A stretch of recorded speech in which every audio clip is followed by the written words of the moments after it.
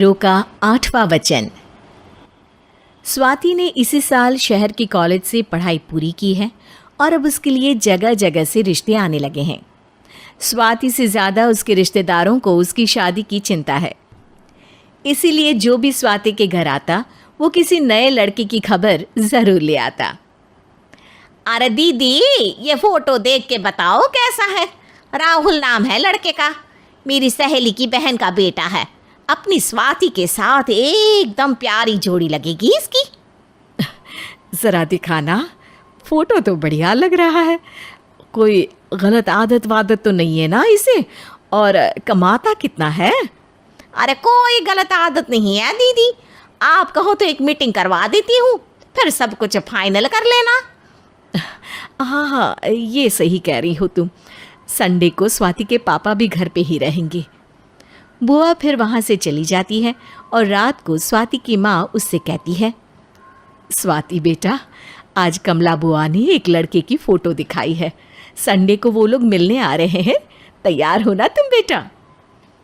अरे मम्मी, आप कहाँ कमला बुआ के चक्कर में आ जाती हो? अभी इतनी जल्दी कोई शादी वादी नहीं करनी है मुझे। अरे बेटा, अच्छा लड़का है, बुआ जानती है उसे अच्छे से। हाँ स्वाति बेटा, एक बार मिल तो लो, बाद में देखेंगे आगे क्या करना है। वैसे तो कमला रिश्ता लाई है तो मना करने का तो कोई सवाल ही नहीं उठता। संडे की सुबह होती है और कमला बुआ राहुल और उसके मम्मी पापा को लेकर स्वाति के घर आती है। अरे आइए आइए भाभी, इसे अपना ही घर समझिए। इनसे मिलिए, ये मेरे भैया और ये मेरी भाभी हैं। नमस्ते भाभी जी, ये है हमारा लड़का राहुल, सरकारी नौकरी की तैयारी कर रहा है ये। वैसे आपकी बेटी कहाँ है? अरे स्वाति बेटा, बाहर आ जाओ। वैसे कितनी पढ़ाई की है स्वाति ने? जी, पोस्ट ग्रेजुएट है हमारी बेटी साइंस में। ये सब तो ठीक है, पर घर संभालना जानती है या नहीं? हमें कौन सी इससे नौकरी करवानी है, नौकरी तो मेरा बेटा करेगा ही। पर मैंने इतनी पढ़ाई की है और आप चाहती हैं कि मैं घर पर ही बैठी रहूं? अरे स्वाति बेटा, ये बड़ों की बात में तुम कहाँ बोल पड़ी?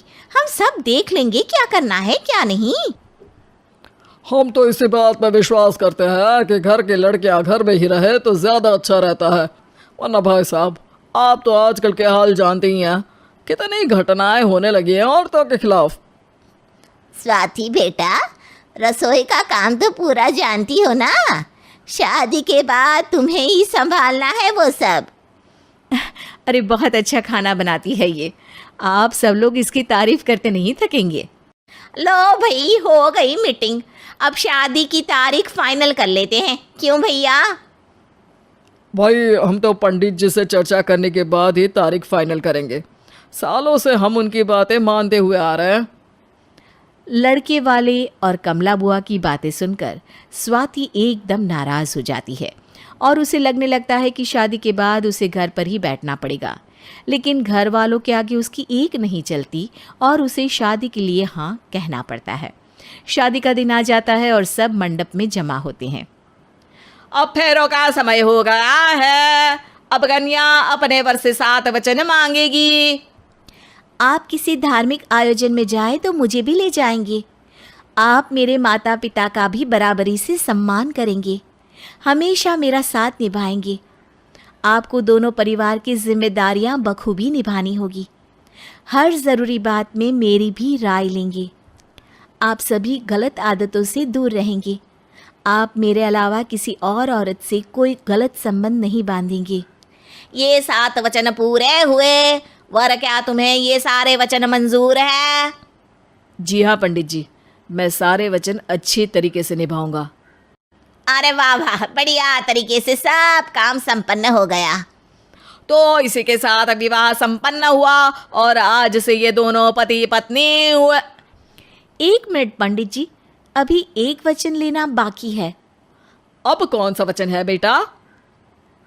मैं अब हमेशा के लिए किसी दूसरे घर में जाने वाली हूँ, तो पति के अलावा मैं अपने सास ससुर से भी एक वचन लेना चाहूँगी। अब कहो बेटी। मैं ये चाहती हूँ कि मुझ पर किसी बात की कोई पाबंदी नहीं लगाई जाएगी। मुझे सब कुछ करने की आज़ादी होगी और मैं भी विश्वास दिलाती हूँ कि मैं एक अच्छी बहू बन के दिखाऊंगी। स्वाति की बात सुनकर उसके सास ससुर एकदम चौंक जाते हैं और कुछ बोल नहीं पाते कि उतने में कमला बुआ बोल पड़ती है। अरे बेटा, ये भी कोई कहने की बात है? रानी बन के रहोगी तुम तो। वचन देने से पहले सोच लीजिए, क्योंकि शास्त्रों में वचन ना निभाने वालों के लिए नरक से भी बदतर सजा लिखी है। स्वाति की चालाकी से वहाँ मौजूद सब लोग प्रभावित हो जाते हैं और लोगों में बदनामी ना हो जाए, इस कारण स्वाति के सास ससुर को उसे वचन देना पड़ता है। अरे कैसी अपशकुन वाली बातें कर रहे हैं आप पंडित जी। हमें मंजूर है बेटा तुम्हारी शर्त। स्वाति अपनी समझदारी से अपनी बात अपने ससुराल वालों से मनवा लेती है और खुशी खुशी राहुल से शादी कर लेती है। अब से हर शादी में मैं खुद 8 वचन दिलवाऊंगा। ओम मंगलम मंगलम मंगलम। ऐसा ही कार्टून वीडियो देखने के लिए मेरे चैनल को सब्सक्राइब करें दोस्तों।